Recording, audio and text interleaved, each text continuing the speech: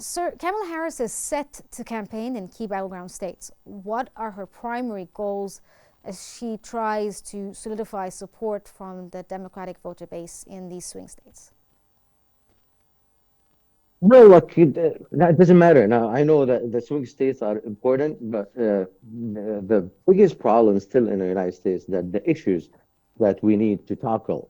So basically, to be honest with you, the Democratic Party is not tackling what's going on in the United States, like the main issues of the problems that we are living now. You know, the borders, the economy, so we have even like in the last incident, which is very important, you know, the hurricane that happened, and we found out that the federal government ran out of funds and cannot even take care of their business. So basically, we need to talk about the most important thing, beside the point, talking about those things, those issues in those battleground states or anywhere in the United States. Does that give sense?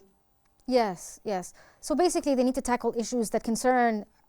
You believe that they may be tackling issues that concern basically the youth or the younger generation who are concerned about domestic issues in addition to international issues, especially when it comes to like economic and finances, the job market, the ability to get housing and so forth.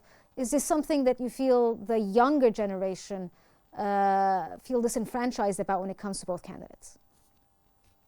Well, basically, it's not just the younger generations. Like we're talking about the entire economy now, which is affecting everybody.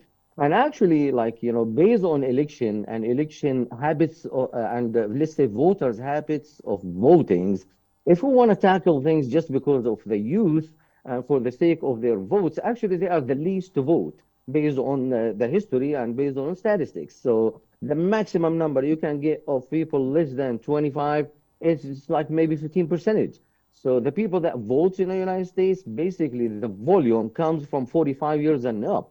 So the idea is, since Biden time and then Kamala came, of course, I don't want you to understand I'm siding by any side, okay? Yes. But the government, the sitting government, uh, has a lot of problems that it's happened in the last 4 years.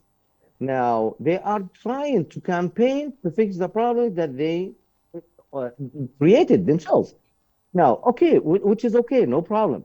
But here in the point, we have to be serious in tackling those and not just going after a group of people, a race, an age. The problems are the problems within the country that call the United States, not just a few states that because I want to win those states to win the election.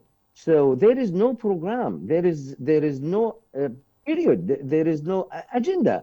It's just talk.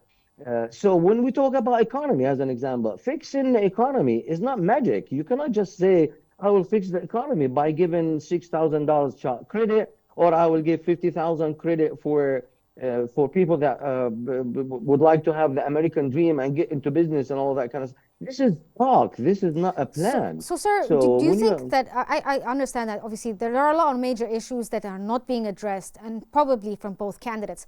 Do you think, sir, that third-party candidates could play a role within what happens when it comes to presidential candidates or the presidency of 2024?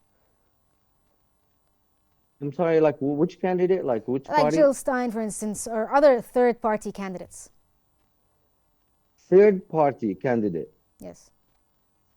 They may be Well, low like, key, but they are taking away from the votes of the Democrats and the Republicans. well, okay. The structure of the United States is kind of totally different than any other country. I know that we have a democracy in the United States, but it's a unique democracy. It goes through the major two parties. That's how it works. Yes. Now, a third party, there is like individuals and all that. It does not work like that. Yes. In the United States, there is a system, there is a structure. And in the meantime, it's very costly. It's a huge country. We are a continent. So, like any person, any third party, anything you can imagine is not going to be able to Compete, like basically. be able to make it to the house. Okay, what about if we move to the Republican candidate, where Donald Trump is preparing for a major rally in Butler, Pennsylvania, with Elon Musk scheduled to also attend? How significant is Musk's presence in this rally, and what effect might it have on the Trump campaign and the voter base for Trump supporters? Well, I see Trump is doing the same thing that Kamala is doing. They're trying to campaign all the time, heavily, heavily on those swing states. So we saw him several times in Pennsylvania, Michigan. So I understand the fact, but the idea is now here back again. It's not the significance of a rally, it's the significance of the actual plan that he is trying to talk about. And to me, as an example, as a citizen in the United States, it gives me more sense, more than Kamala's party, okay? Why? Because when we're talking about borders, we have a problem with the borders. When we're talking about a budget of FEMA, yeah, we lost the budget of FEMA because of those borders problems. When we're talking about the economy, we have problem with economy. We have inflation. We have no plans from the other part to tackle it. And actually, when Donald Trump comes and say that I will drop the energy prices 50% after the first year, that gives me more sense. I'm a doctor of economy. And I understand that fact. It's not magic because he needs that time to drop it to 50%. But when someone come and tell me that, okay, well, if you put me in office, I will do this. Okay, how are you going to do it?